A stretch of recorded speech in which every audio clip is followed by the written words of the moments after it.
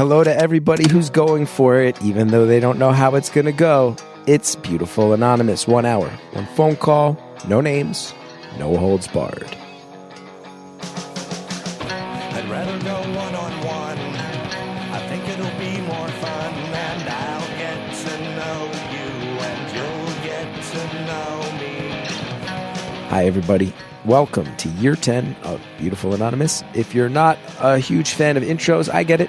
Skip about 4.5 minutes ahead. That'll put you right towards the beginning of the call. Thanks. Hi, everybody. Chris Gethard, and welcome to the first episode of Beautiful Anonymous in January of 2026, which also, let's be clear, 2026 marks 10 years of Beautiful Anonymous. We launched way back in 2016. Nobody thought this show was a good idea except me. And then people flocked to it, and it changed my life. And it's been a decade of a cool project, of interesting conversations, of learning about the world and people and growing, of having a steady gig, which in my industry, having a steady gig for 10 years is a miracle and a godsend. So I have to tell you, from the absolute bottom of my heart, thanks for making this last 10 years, especially when all the people who heard about this idea before we launched it did not think it was a good idea. But I knew this one had legs, and thanks for sticking with it and proving that right and being such a big part of things. We are doing some live shows on the road, some live tapings of Beautiful Anonymous. We're going to go to 10 cities this year, 10 cities, 10 years. That's our thought. So myself and Andrea will be in Chicago on January 30th. We'll be in Hamtramck, Michigan, which is part of the Detroit metro area, on January 31st. And on February 1st, we'll be at Bottle Rocket Social Hall in Pittsburgh, Pennsylvania. You get tickets for all of those at chrisgeth.com. It's going to be a big celebration, big party, and 3 cities that I really, truly love. So please get your tickets. Come on out. I would love to fill the room with some good, warm vibes, and we're going to make it happen. What else do I want to say? This episode, let's just get into it. I think this episode is a good one to kick off year 10. In many ways, it has some echoes of our very first episode, which we talk about. I think you can also hear I'm a little sick and very tired. 2 days ago, I drove 19 hours from Orlando, Florida to New Jersey with a dog. Me and Mako, my dog, drove 19 hours from Orlando to Jersey, and I am still recovering more than I realized. So in the beginning of the episode, admittedly, I think it took a little bit of time for me to lock in and focus up as I realized, whoa, okay, I'm still feeling that harder than I thought I was. But when we get into it, it's really good. It's a caller who doesn't want to settle. It's a caller who wants to take some big swings. It's a caller that's diving into some new things while not even fully knowing the game plan. And that's real life. And I really enjoyed it. And along the way, we talk about a few things. We talk about old jobs and new goals and how to sort through confusion. And then there's even a little tea that gets spilled about my relationship with my therapist, which many of you have heard about many times over the years. And we're off and running. We're in year 10. You'll hear the caller has some moments that really make me laugh about just, if the world is going to be like this, then goddamn it, I guess I'm just going to go for it and do my own thing. And that's a very inspiring thought to me, especially to kick things off in 2026, year 10 of the show. Again, can't thank everybody enough for the support. Huge special thanks to everybody who has signed up at beautifulanonymous.com. Remember, everybody, you get your episodes ad-free when you do that. You also get extra time with each caller, a whole bunch of other stuff at that top tier. Check that out if you're so inclined.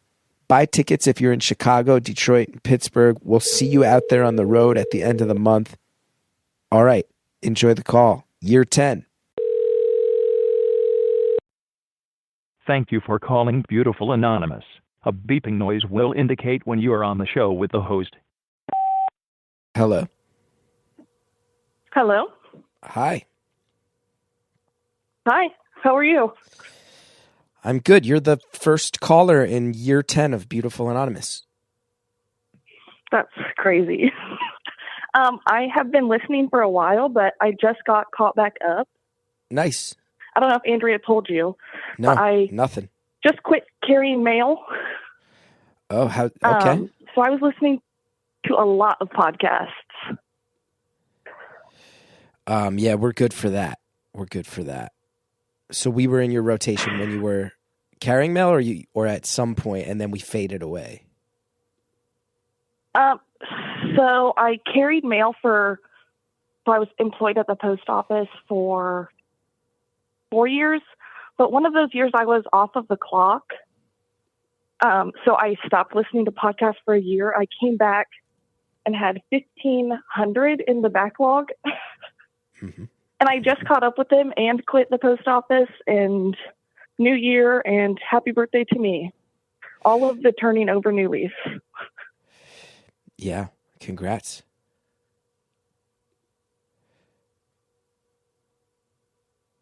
Hello? Hello? Oh, there you are. I was saying congrats on all the new leaves being turned over. Yeah. Did you want to know more about any of them? All of them. All of them. I mean, I would say a real fascination with the post office. Yeah. Both in that it's kind of amazing how well it works, and how, like, when you think about what it actually is, it's kind of an insane thing that there's all these little hubs set up in every small town in America, and you can just get stuff from Maine to Hawaii in a couple days for like 75 cents. That's crazy. But then also, the more that I've talked with postal workers, both in real life and occasionally on this show, you also realize it seems like it grinds people down. Like, it seems like the people who work there really beats your ass. Yeah. Yeah. I loved my actual job. I was out on the street for at least 6.5 hours a day. But that 1.5 hours in the office with management is what did it. Really? Yeah. Just a bunch of assholes? Yeah, we just, like, I always tell people, like, when they start asking me questions about the post office, that, like, why does the post office, and I go, stop right there. There's no logic behind it. That is why. There's no logic. There has been no logic for a long time. Like, the system that they started makes sense because it was pretty simple, have people pick up stuff, take it to wherever it needs to go and drop it off. Perfectly simple. But then they get so many other people in there, and I don't know, the government, maybe you have to be a little bit weird to be that close to the government. Because we're like semi-government, but not actually. So, like, when the government was shut down recently, we were still going to work, getting paid and everything. But there's also, like, a fear of privatization inside the post office, but also that has been going on forever, I guess. Yeah, I've read that the post office was known as one of the country's, like, great technological innovators. And I once read an article that argued that when the post office unionized is when it kind of stopped being known as that. But I was not into that because I'm not trying to read a bunch of stuff that's anti-union, frankly, Honestly, that is, like, another big thing that happened while I was there. I obviously love unions and would love to be in a union right now. But I had to fight the post office and the union towards the end there. So I think specifically with the letter carrier union, I think maybe it's just gotten too big. And when you get too big, maybe sometimes you try to act like the big guys instead of the little guys you're trying to help fight for.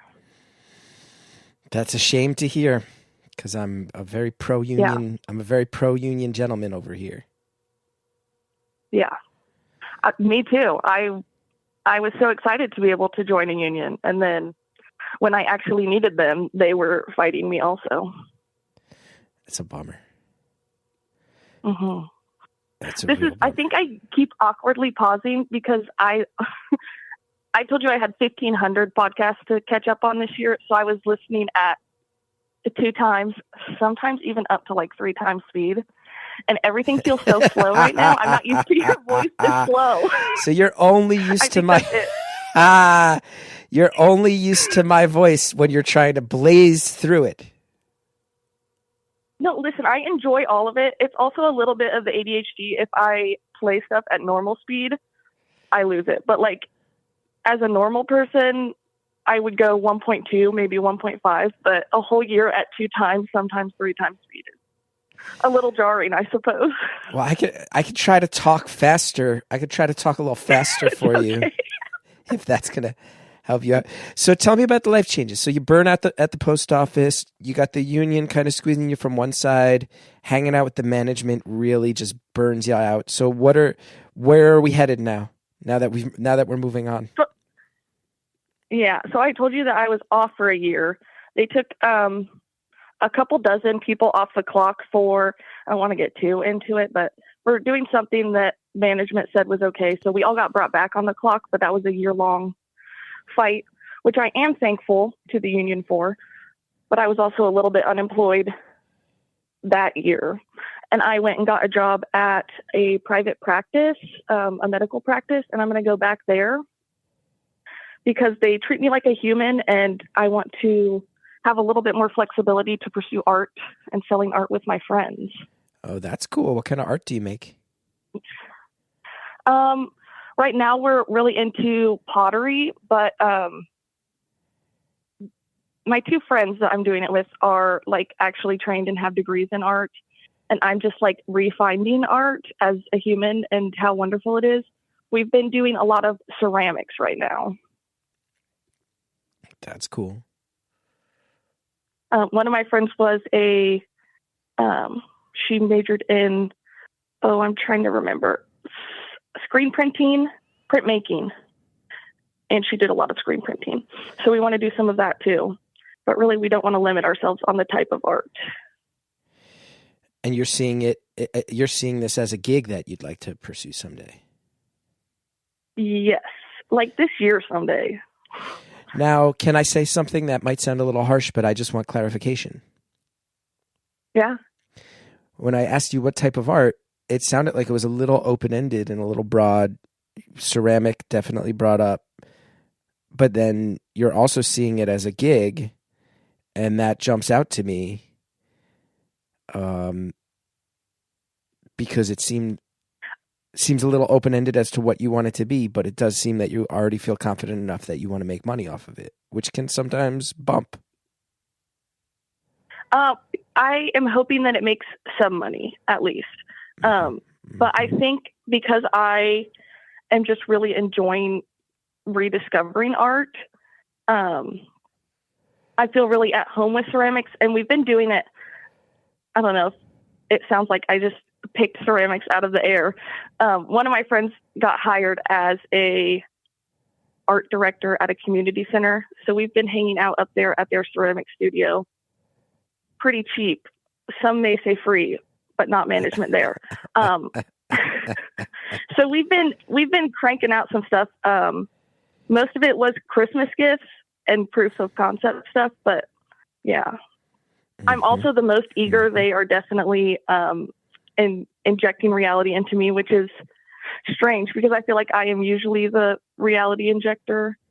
Like, whoa, maybe we're a little too optimistic here, but I was just so beat down. I have to believe that there's an equal opposite. I like that. I also bought a wheel and a kiln off of Facebook Marketplace last week. So yeah, we're at least the first drop is going to be ceramics. And I think I want to set it up like, not like me, I'm the artist selling stuff. I have a really cool name, but I don't want to tell you because it's not ready for all of those eyes yet. But it's going to be like an artist collective. And so we'll have like drops of different artists, starting with the 3 of us. And then we've got lots of other artsy friends that are kind of interested, but I think they need to see us do it first. I have to say, I both applaud the chutzpah of this, and also, like, I feel like you're like, we're fucking going for it. It's going to be rad.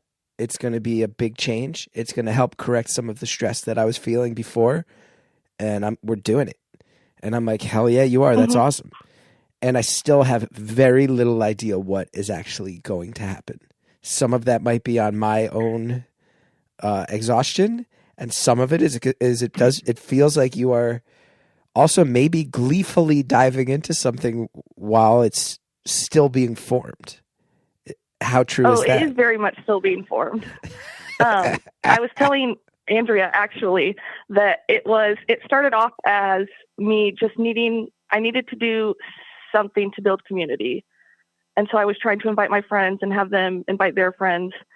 And we were going to just get together, build community by crafting.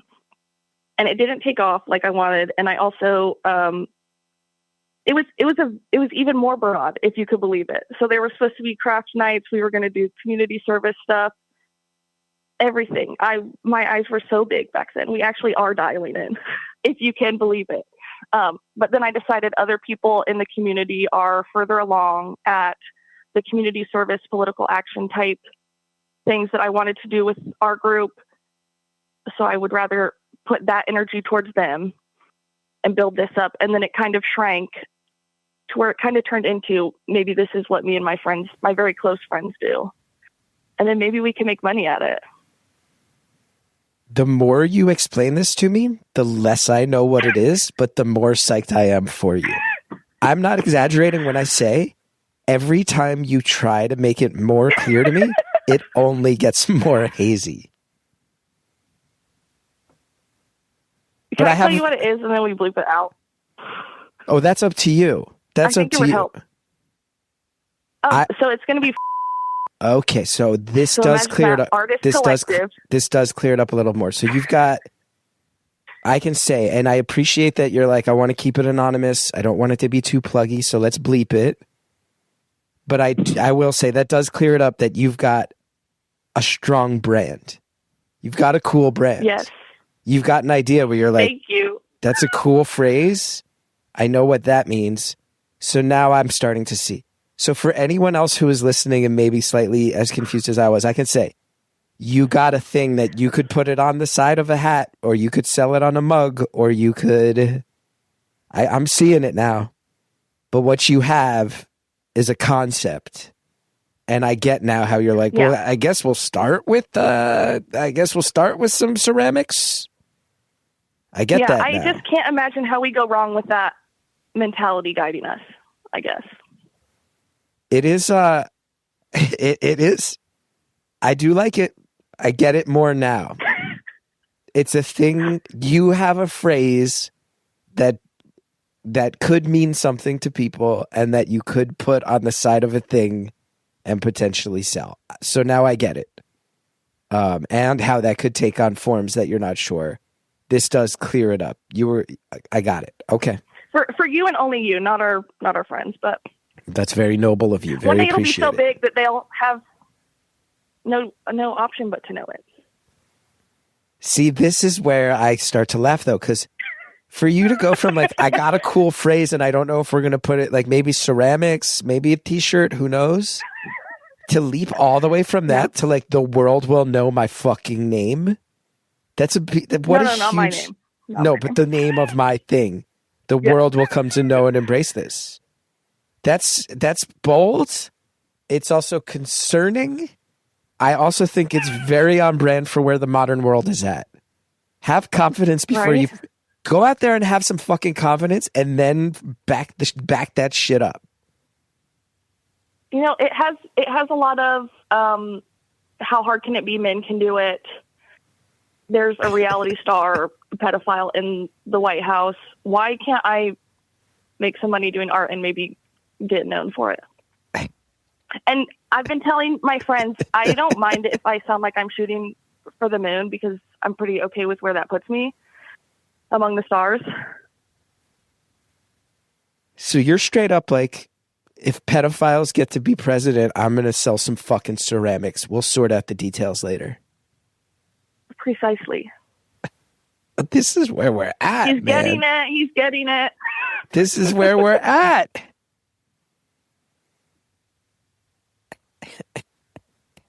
Yeah, and I'm really glad Okay. that I called in a couple times before.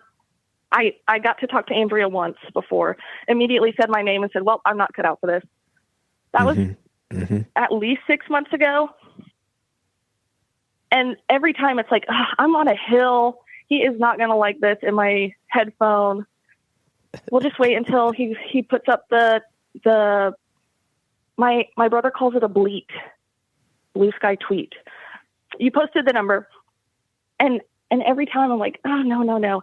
And this is the most fleshed out it's ever been, and I was so excited to tell you about it when we were even wider. So I'm glad that I waited. No, I got it now. We're good. I understand. I understand to some degree what you are going for. Got it. And I understand there's a degree of delusion, but Yeah, you're faking it till you're making it, but is it faking it till you make it if you are 100% well aware that that's exactly what you're doing? I don't know. I overthink enough. I can't overthink my overthinking, okay? You're going to make this happen. I think so. I think that's like my last option. I have tried to fit into so many boxes and take the smart route. And it hasn't, like, it's done okay for me. I am complaining. I'm always complaining, but I'll complain for other people too. But I just think I could do this on the other stuff, the not fitting in boxes, and I would have a lot more fun doing it. Mm-hmm.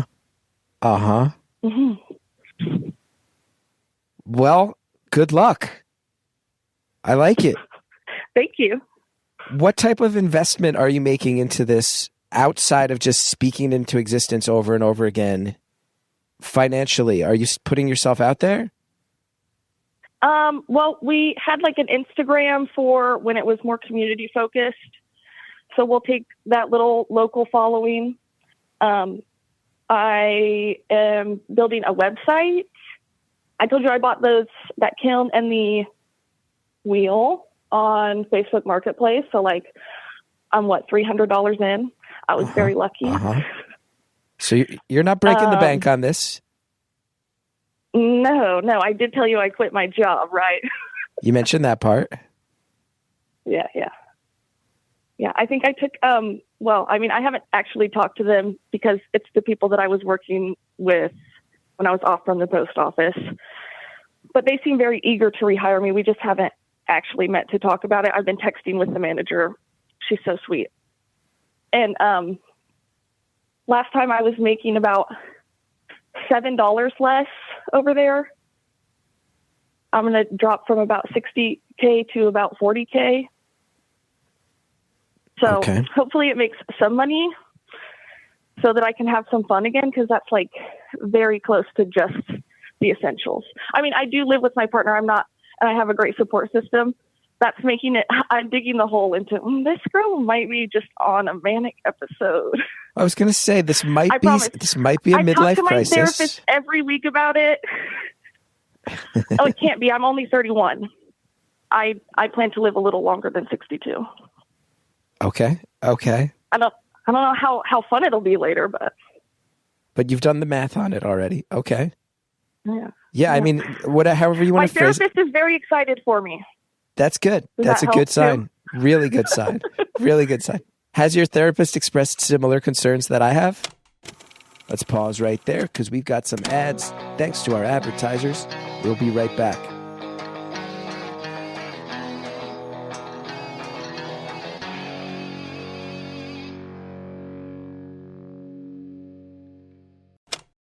I'm somebody who travels a lot, runs all over the place. I've slept in 1 million hotels, some of them nice, some of them not.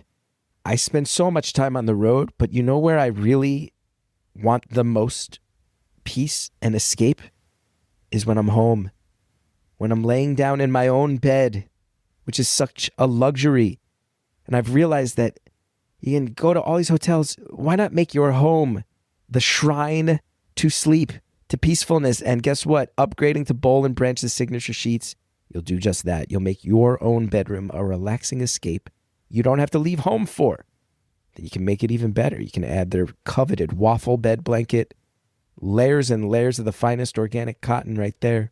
Your bed can become a deeply comforting retreat that is there anytime you need it. It's not a joke. Boll and Branch is awesome. Boll and Branch's signature sheets and waffle bed blanket are a must-have bedding combination. The signature sheet set is an iconic essential, loved for its buttery, soft feel that gets softer with every wash. The waffle bed blanket drapes you in the soft, springy, near-weightless warmth of its coveted texture. Together, they create the softest, most breathable bedding experience, designed for better sleep season after season. Both the signature sheets and waffle blanket are loved by millions of sleepers. They're woven by artisans with the finest 100% organic cotton and highest level of craftsmanship, designed for breathable sleep so you can add more layers without making your bed feel heavy or hot. They're made to get softer with every wash. They're designed to mix and match with over 300 color combinations, and they are yours to try with a 30-night worry-free guarantee. It's no joke. I sleep on Boll and Branch sheets myself. They're the best sheets I've ever slept on. The waffle blanket is getting me through the winter right now, but I'll tell you, it stays out in the summer too because it breathes. It is incredible. It's an incredible blanket. It's really changed the way I sleep. I sleep so much better. I'm generally a restless sleeper, and Boll and Branch stuff, it just makes sleeping so much simpler and so much more of a joy. Discover a softness beyond your wildest dreams with Boll and Branch. Get 15% off your first order plus free shipping at bollandbranch.com/beautiful with code BEAUTIFUL. That's Boll and Branch, BOLLANDBRANCH.com/beautiful. Code BEAUTIFUL to unlock 15% off. Exclusions apply. Now that the holidays are over, you might be feeling like you've got a big spending hangover. You got the drinks, the holiday food, the gifts, it all adds up. Luckily, Mint Mobile is here to help you cut back on overspending on wireless this January with 50% off unlimited premium wireless. And I am telling you, I am continuously blown away.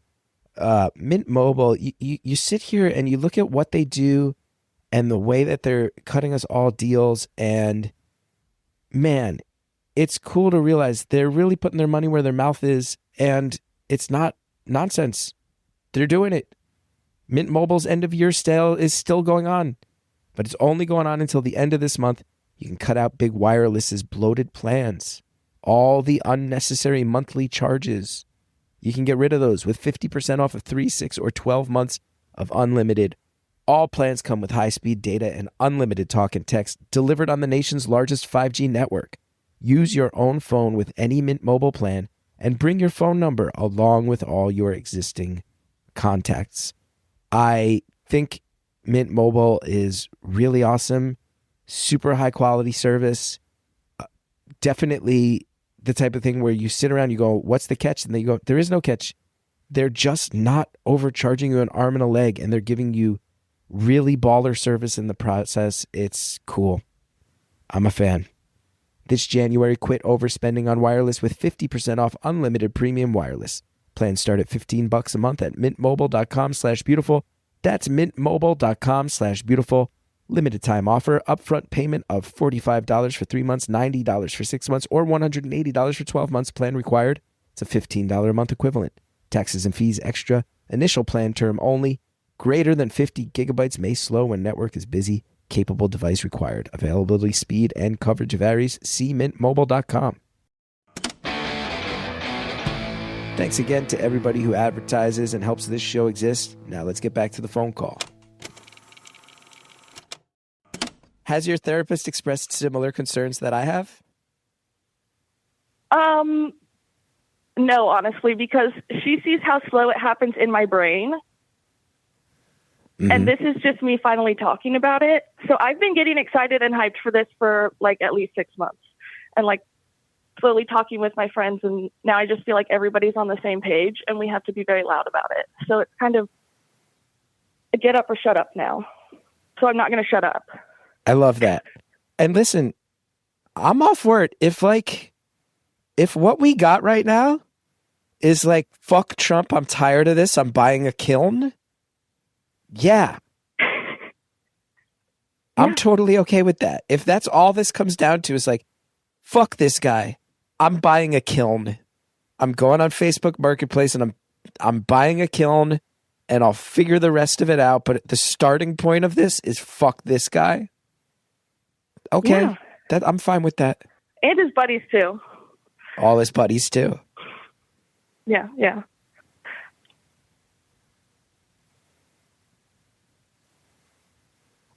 I like that.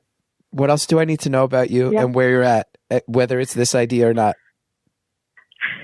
One more thing about that idea is, like, I totally forgot about it until we were like 2 months into having fun with clay, that literally my grandma, who I lived with until she died when I was in like 8th grade, literally did pottery in our garage and like had a kiln. And I was like, oh my gosh, this is waking up so many memories and like connecting me to my past.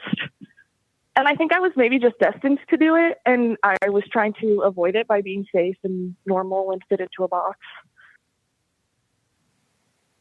Mm-hmm. I think maybe this was supposed to happen all along and I'd been fighting it. It's funny because, you know, fighting. You're the first. I'm having a tough time because you're the first caller of our 10th year. And that's a big deal to me. That's a big deal to me. We are deep into this. And I'm thinking back to our very first episode, which was a guy sitting in a car talking about how bad he wanted to quit his job and me going like, fuck it, do it. No game plan, no backup plan. Who gives a shit? Let's go for it. And now we're 10 years later and you're like, I quit the post office. I bought a kiln. I don't know what it's going to turn into, but I got a phrase and I like the phrase. Fuck it. And there's a part of me that's like, this is everything I ever claimed that I wanted this show to be. And yet I'm also sitting here going, I hope that you're okay. I hope that this works out okay. But I'm 10 years older and I don't know. Maybe I'm more scared now. But you know what? I'm going to double down and commit to it. We're 10 years in. Let me say this. Go make your shit. I hope it's wildly successful. If not, it crashes and it fucking burns.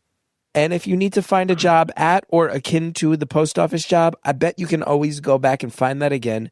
Why the hell not bet on yourself? Why the hell not bet on yourself on this one? Who cares? Let's do it. Exactly.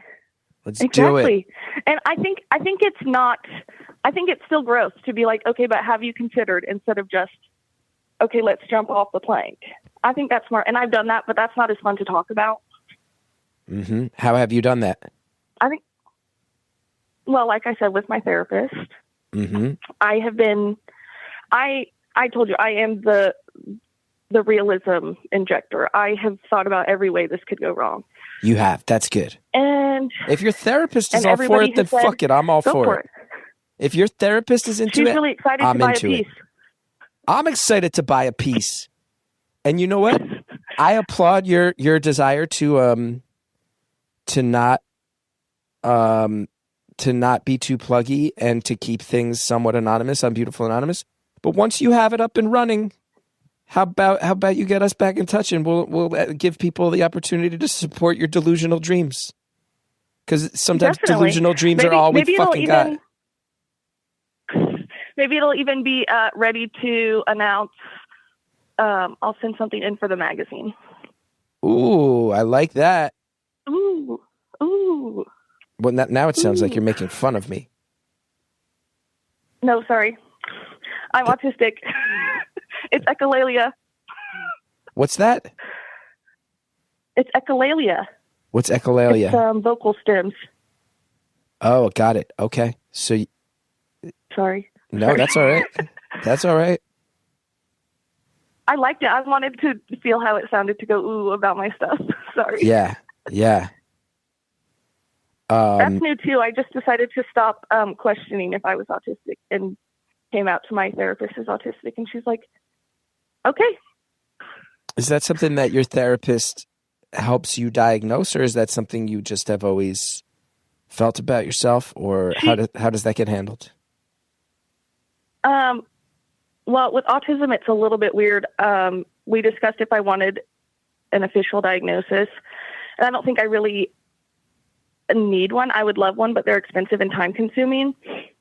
I think it's just really important to know that about myself, so that it kind of goes in with all of the fitting in boxes type things from earlier. She's not big on diagnosing, and I even brought it up to her a while back, and she brushed it off. And we brought that back up, and she's very sweet about it. She's like, I did not mean to. I just don't really like to focus on labels. But if it helps you, I will going forward. So she's like totally on board and thinks it makes sense. Mm-hmm. And honestly, everybody in my life thought I had stopped questioning and just did identify as autistic.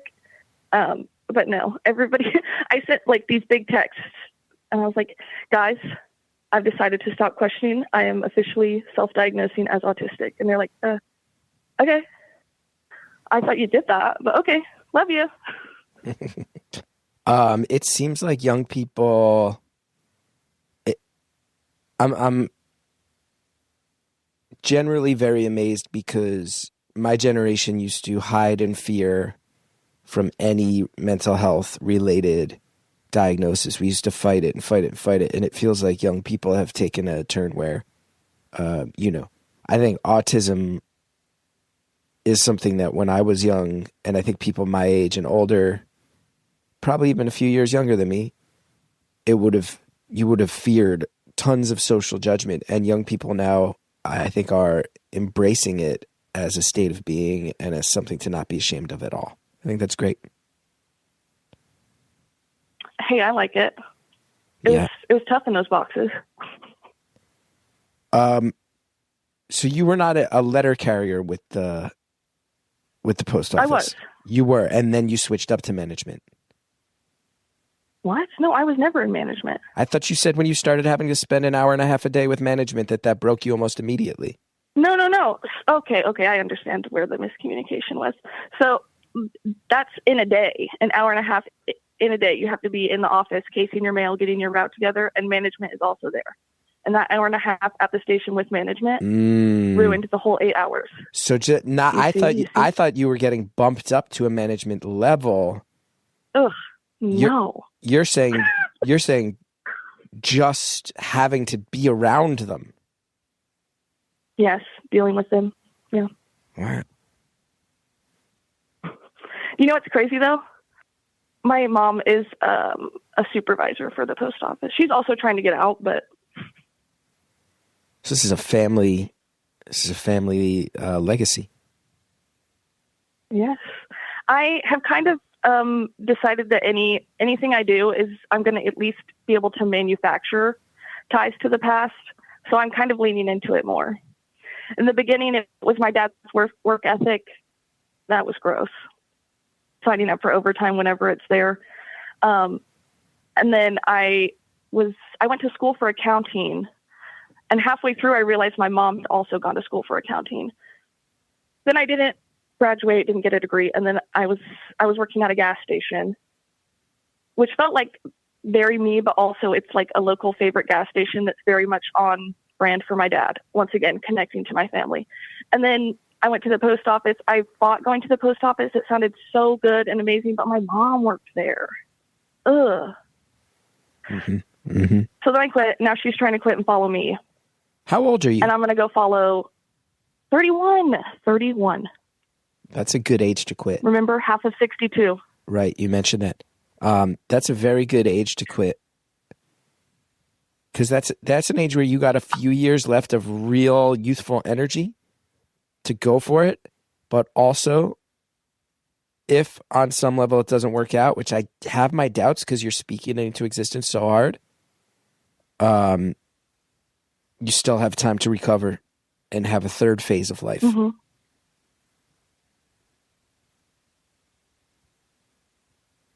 I don't know. I think you can have a lot of phases, but I see what you're saying. 4 phases, 5, 8, at the minimum a third. But we're now entering what sounds like phase 2 as far as I know, as far as the starting point of the story as you've told it to me.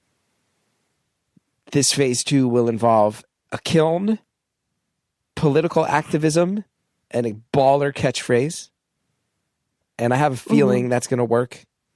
And then after that, who knows what phase 3, 4, and 5 will be. But you seem cool. Yeah, and we're shooting for the moon. So probably around the stars somewhere. Where do you live? Not like a part of the country, like apartment, house, with family, with roommates. What's the living situation? My partner we just celebrated, I think, a year in the house that he bought. It was a family house. Oh, so in a Midwest downtown. Midwestern downtown. I like that. Like that. So I live with him and our little orange menace. Who's your little orange menace? Cat? Yes, his name is Ponyo. He doesn't have to be anonymous. You have an orange cat named Ponyo. You called the orange menace. When you say orange menace these days, I thought you might have been referring to President Donald Trump. So I didn't understand, but I quickly figured out that this was probably a cat. You're right. It's okay. When we brought him home from my grandpa's farm, they were calling him Cheeto. And I was like, nope, we can't do Cheeto. Because that reminded me too much of him. Yeah, that works. Yeah. That's fair. That's fair. This is a wild way to start year 10. Do you get this a lot, that your energy is kind of like, you have like a crackling amount of energy, but it's a chaos energy? Do you know that you have a chaos energy? I think I know that. I do not get told that because of the boxes, remember? Yeah. So you're also getting it at like peak energy because it's like all coming out. Hopefully it will level out a little bit. Mm-hmm. Yeah. But yes. I guess back in elementary school, maybe. The last time I wasn't trying to fit in boxes. I seem to remember feeling annoying, but that's probably like middle school reflections on that. So if we put a rosier lens, she was being a child. Every creative person goes through a stretch of life where they are acutely aware that people around them find them annoying. This is just part of it. Okay, I find people annoying and I love them still. If you're the type of person that's going to say fuck it and buy a kiln on Facebook Marketplace and completely rebuild your life around a $300 kiln, then yes, you had a childhood phase where other people thought you were annoying. But that's a part of the prelude to greatness. There were many phases. Yeah, annoying, yeah. Talk me through some of these phases. I just know that every month, maybe, I was going to say week, but that's every month it's something new. Especially back then. It's slowed down a little bit now. Now it's ceramics. Who knows if I'll be into it next month. I'm just kidding. Wait, what? Slow down. What do you mean? Oh, sorry. Sorry, I'm on 3 times speed, aren't I? You're on 3 times. I'm talking as normal and you're interacting at 3 times speed because that's your listening preference. Yes. The people who listen on 3 times speed are hearing me at 3 times speed and you at 9 times speed. Oh, no. I'm sorry. Sorry, guys. You might have to slow this one down. It's okay. It's good practice. I'm trying to slow down, too. Yeah. Can you believe that? No, I don't get the sense that you've put too much effort into that. It's there.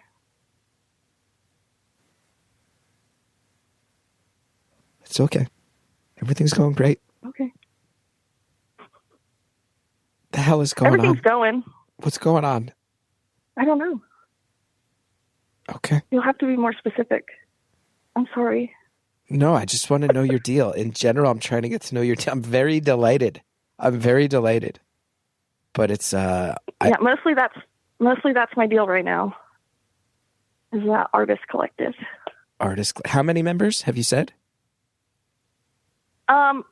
3 officially, but we have they went to art school and my boyfriend went to art school and we're all artists. So I think once we really get going, launch is going to be 3.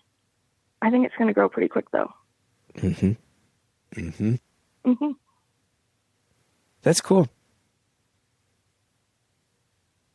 I think so. You're going to try to start a little movement out there in the Midwest. I feel like that was the original goal, a movement. I think I'm just going to move, and if people want to follow, that's fine. I like that. Which is crazy, because usually I'm the follower.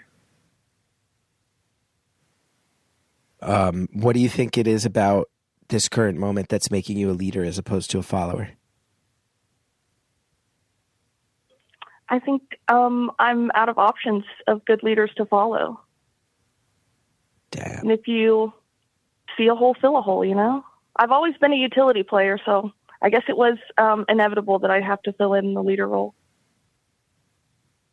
Just have no trust in the leadership on a broad level, or on a community level, or a micro level.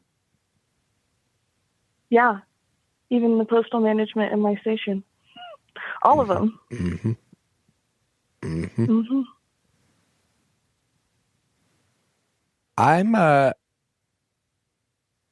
I have this feeling that this episode, where I'm sort of slightly confused by you, generally supportive, but amused at the fact that I am confused.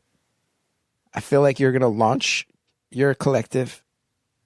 It's going to explode, and this will be held up in a way that makes me look and sound out of touch and obsolete, because you have called your shot.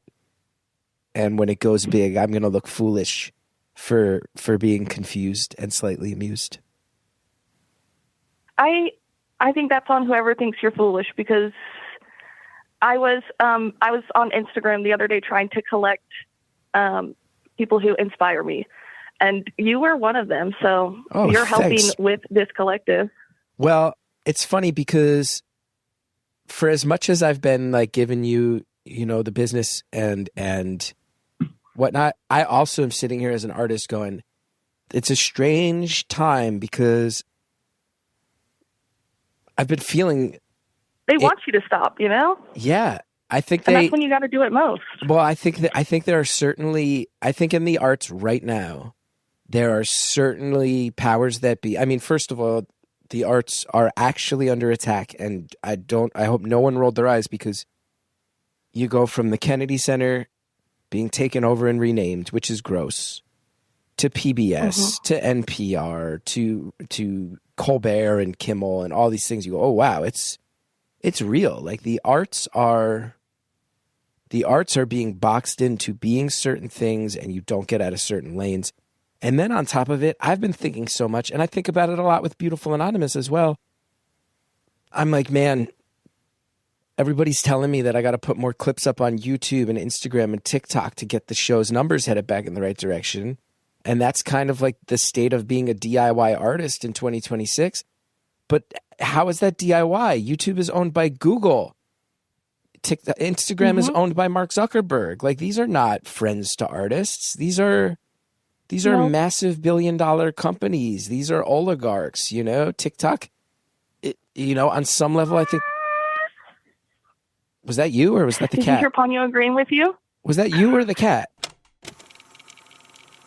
Okay, I'm probably creating drama here, but I want to hear your reaction I need to hear the feedback. Was that a cat? Andrea thinks it was a cat. Or was that a person impersonating a cat? Which I kind of think. This is the first drama of year 10. Anyway, okay, we'll be right back. You started a business. Congratulations.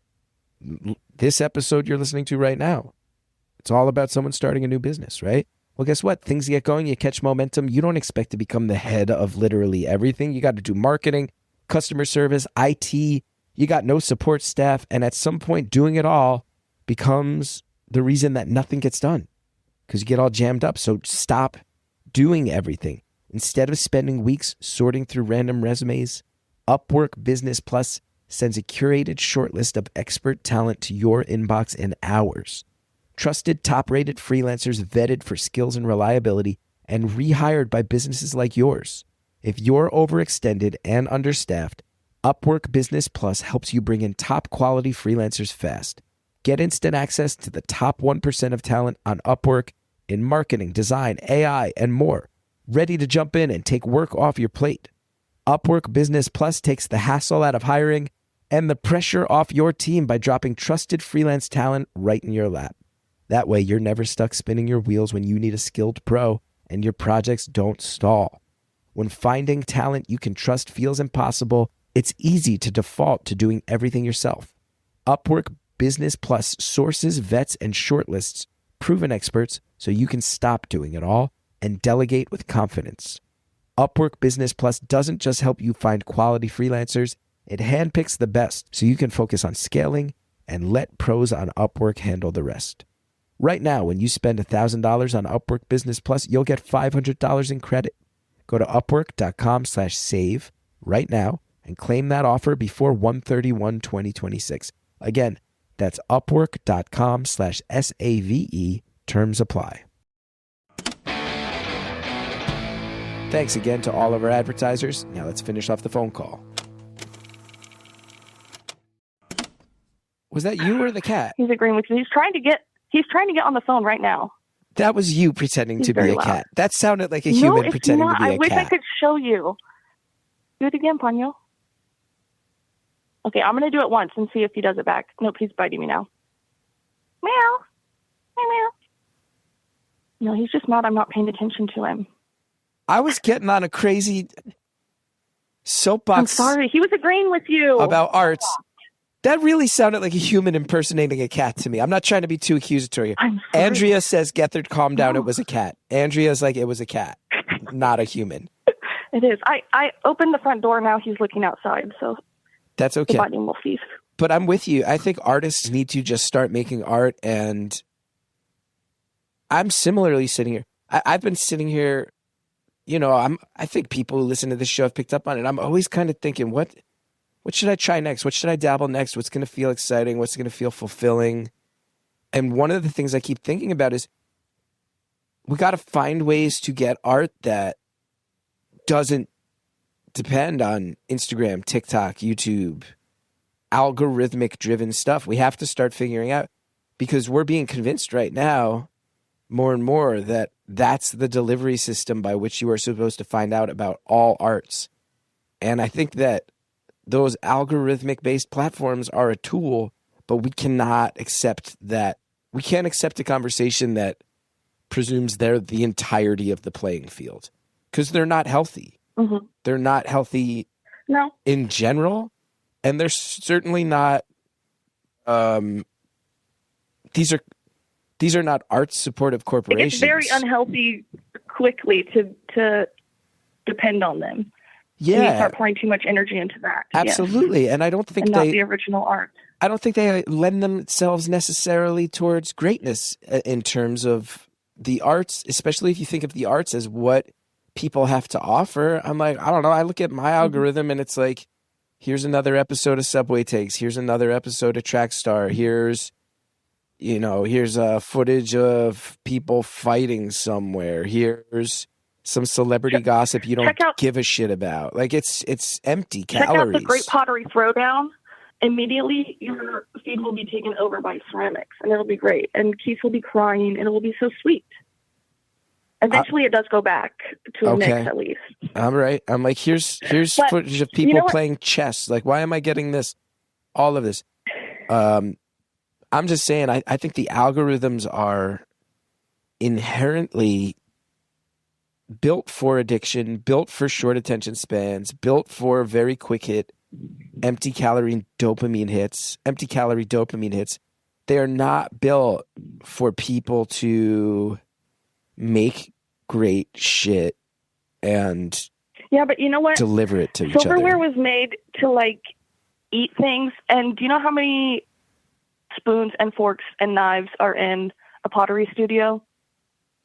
I think artists are very capable of recognizing the utility in a tool, even if it's not the intended use. Right, and I think we can hope for your future and still use the tools at our dispense now. 100%. I love what you just said. But artists recognizing the utility of those things as a tool, we need to reclaim that hard. Because right now, I think so many of us are being convinced that those are not a tool, that those are the actual foundation of everything. And that I have a problem with. Those delivery methods are tools. Yeah, what's up? Let's talk feeds. Dumb phones. I think people are waking up to it. Hallie just got me one of those bricks for Christmas, where I can brick my phone and turn off the nonsense. It's in my stocking. I gotta get that out of my stocking. It starts with your screen time app, and then you do time limits, and then you blow past those, and then you have to get a special app, and then you blow past the app, and then you have an actual device. We just have to get all the way back to the dumb phones, I think. I say on my iPhone. I've been thinking about something, and if I say it out loud, I'm going to have to do it. I've been thinking about seeing how people would react if I tried to start a mailing list, not email, like an actual I will mail stuff to your home mailing list. I've been thinking about like a little artist postcard. Yes. A trade or subscription. Yes. People are doing it too. They're cute, and I think it's necessary. I think analog It's a good stuff, way to fight back. physical, visceral, analog, put something in the hands of the people who support you. Make something we are owning things now. Make something that if they look at it for 90 seconds, it doesn't just float away into a digital stream that never stops running. That it is something that they might actually notice it sitting on their coffee table a couple days later and look at it again and reconsider it or pass it on to someone else who might like it. Yeah. I think maybe it's time. Maybe it's time for us to all start going analog in 2026. The analog art movement of 2026 is officially starting right now. Yeah. I started early, though, I think. But yeah, you started. I was thinking about it. You said it out loud first. But I'm with you. Make pottery that people can touch. Send them a postcard to let them know it exists. Something that you can feel and touch in your hands, not something that you stare at on a phone while you ignore your family. And then even if you like it and unless you have this crazy cataloging method that takes up even more of your time, it's gone forever pretty much with how much is out there. So you and I are talking on January 5th. Your episode will be released on January 6th because after the holiday, we had no buffer zone, Andrea and I. So this really, this is coming out in less than 24 hours. Where do you think you're at with this Kiln Artist Collective, extraordinarily confident but admittedly vague plan? Where do you see it? Is 6 months? A year? What's your predictions? You're someone who has no qualms saying it out loud and calling a shot. What do you think is happening by June and July? What do you think is happening by Christmas? Can I break it down a little more? Sure. I want products on the website by April. I want to be in the local markets this summer, April, June, July, and then crazy Christmas markets. And we make money, and I decide that maybe eventually I could quit my, quote, real job. And we could do this for real. When's that happening by? I don't know when that is actually happening. But I like seeing that it could be, I don't have a number for it yet. That's too boxy for me. What kind of art do the other members of this artist collective make? You mentioned they all went to art school.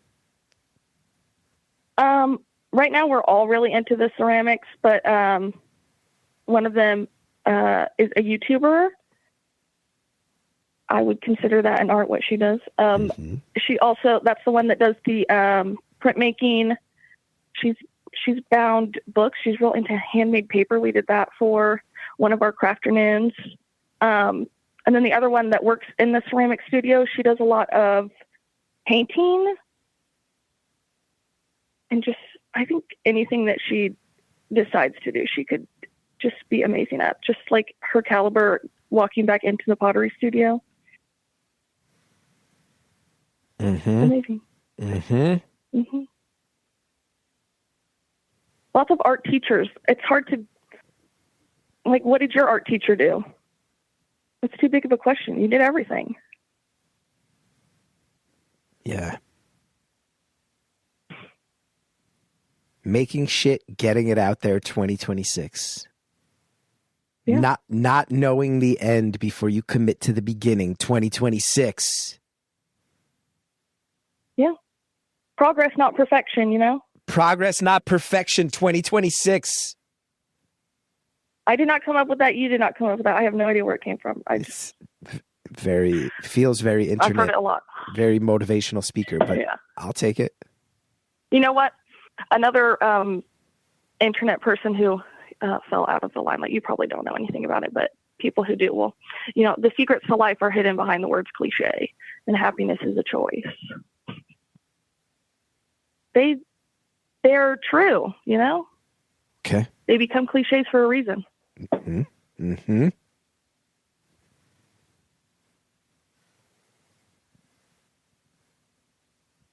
Are you searching for who said that? No. I'm thinking very hard. It's funny. I went in the beginning from you're usually so much quicker. I'm usually roughly 3 times quicker than this. Well, I'm sitting here thinking about how in the beginning I was a little bit confused about what to say as your plan was so open-ended. But I'm actually finding myself very inspired, and I feel like the more people that are on the fence about doing a thing that commit to just doing it this year, it does seem to me to... The time is going to pass regardless, What's that mean? What do you mean by that? Like, if you want to do something and you're like, it's going to take me so long to be good at it, to learn, to do this thing, to get it up and running, but the time is going to pass regardless. So would you rather it pass and you have done all that work and gotten further, or still be right where you're at as the time has passed? Do you want to regret the things you have done or the things you haven't? Would be another way of phrasing that. Yeah. I want to regret things I so have many done. cliches. Oh, yeah. Exactly.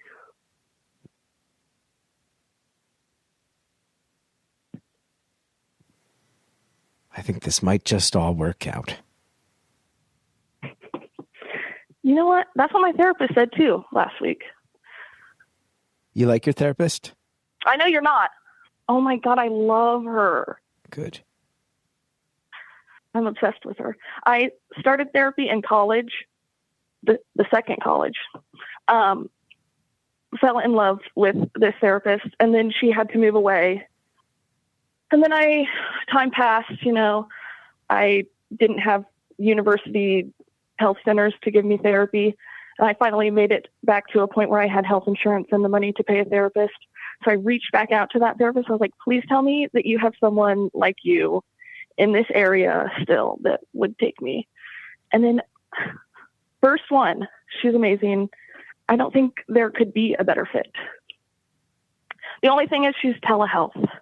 I would love to see her in person, because imagine the growth if this is how far I've come with just telehealth therapy. It's crazy. That's cool. That's a good endorsement.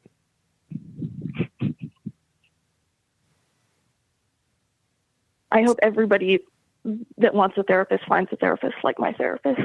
That's why I tell all my friends. I hope you get a Cassie one day.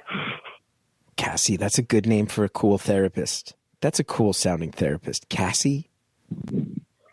Yeah. That's a forward thinking therapist right there. She's amazing.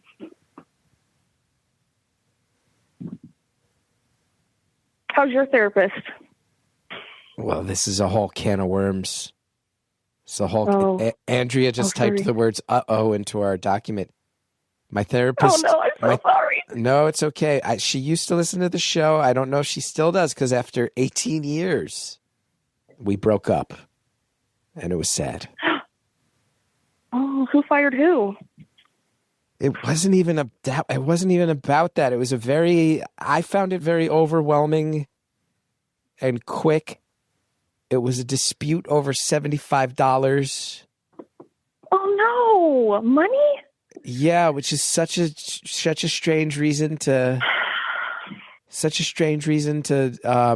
have an 18-year relationship go away. Well, it was funny. It's interesting because I'm like, I get it. Like, if she felt like I owed her money that I wasn't willing to pay, that she, I guess, needed to stop seeing me. I was more just kind of confused about the overall situation. It was kind of a logistical paperwork issue. Yeah. I don't know. I don't want to air out too much. It's not that interesting a story. But it was the type of thing that was like, wait, why would I pay you $75 for this? This doesn't totally make sense to me. And then it was like, if you don't pay me by a certain date and time, then we're not working together anymore. And I was like, this is very confusing to me. And then that date and time passed and it was over. And it's been very strange. Rough. We were together 18 years, but you know, I sent her a note and said, you know, you got me through some very hard times. I think my head is on way straighter than it would have been. I think my son is benefiting from me having a good head on my shoulders, which I don't think I would have had without you, and was able to kind of do some reflection about that. I hope that meant something, but it ended kind of, but I don't know if anybody watched my old special or has heard me talk about my shrink over the years. It's funny because she definitely played by her own rules a little bit and was a little bit kooky, I think most people would say, but also was someone who really helped me in ways that other people had never been able to figure out how to do. So I don't want to be dismissive of that or make jokes of it, especially if she hears this someday. But I was bummed about how it ended. But also, if you have kind of a renegade therapist who plays by her own rules, you kind of want it to end in some, you want it to end in some weird way, I guess. So, what other way was it going to end? She retires happily and then I sail off into the sunset healthy? Like, no.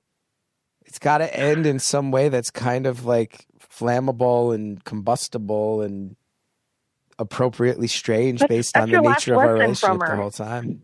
Maybe. I definitely, I was. Or maybe you have to find yourself a Cassie.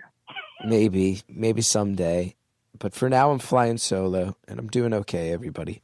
But yeah, it was, Andrea will tell you, Andrea was someone I kind of spoke to as it was going down just because we were in touch so often.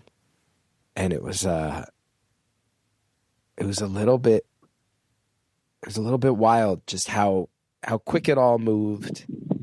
But, there's probably a part of me that was maybe subconsciously feeling like it was time to move on anyway. Yeah. But it's a shame that it was a $75 charge that I dug in my heels about that led to it going up in flames. Instead of maybe looking back on it, there had been a while where it would have been appropriate for me to say, like, I don't know if I need this anymore. But that was tough and scary to say after all those years. That is tough and scary to say. Yeah.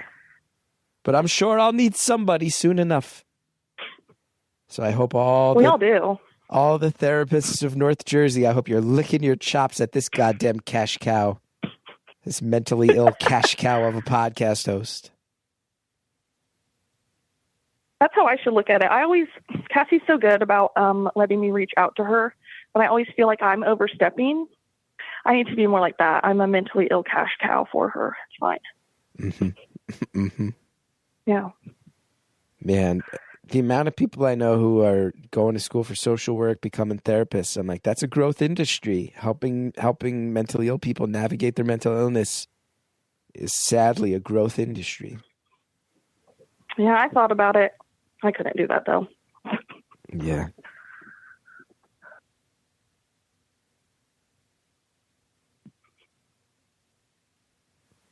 We've got 3 minutes left before we go behind the paywall. Oh, my goodness.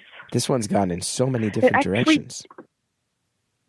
It actually did feel like an hour to me because usually an hour for me is about 20 minutes. Okay. So, yeah, you feel like do you have any other You feel like you've been on the phone with me for 3 hours.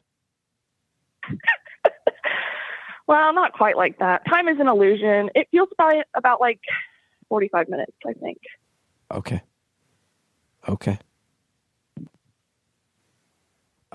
No, I have no... Which is much truer than the 20. I don't think I have any questions. I think you've done a good job setting the bar for year 10.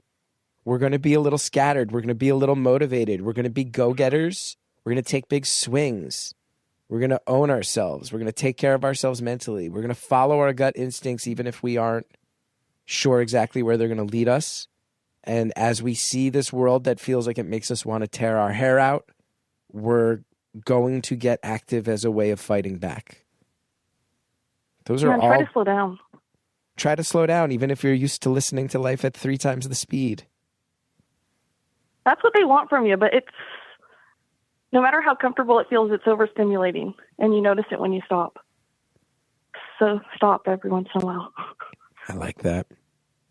Any last closing words for the free feed before we go behind the paywall?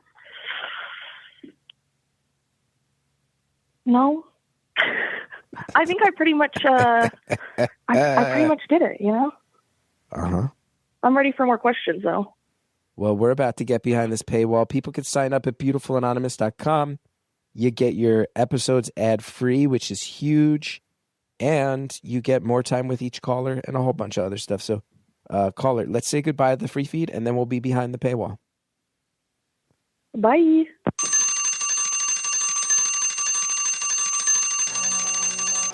Caller, thank you so much for calling. Thanks for letting us know about your plans to use a kiln to do something. And apologies that it was hard for me to follow. I think that was on me, not on you. You are great, and what a way to kick off year 10. Thank you so much. Thank you, as always, to our producer, Andrea Quinn. Thank you to Shellshag for our theme music. ChrisGeth.com if you want to know more about the stuff I'm up to, specifically road dates, and there's a few Beautiful Anonymous live tapings happening, so get over there to ChrisGeth.com. Get your tickets today. Thanks so much, everybody. Don't forget that we're on Instagram. We have a Facebook group. Support us. Let the people know we're out there. 10 years is up and running. Thanks so much.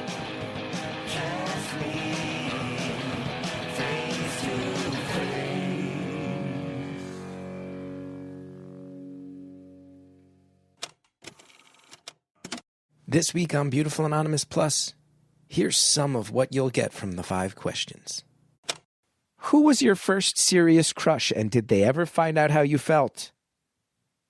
Oh, what is a serious crush? I know, right? I don't know. There was this little blonde kid in my 6th grade class that I had a crush on forever, but he was my best friend's boyfriend. Ooh. And then they broke up. Ooh, drama. He asked me out. Drama! And then we broke up like a week later. He had his best friend come over on the playground and be like, yeah, you're breaking up. I was like, okay. Back to the jungle gym, I suppose.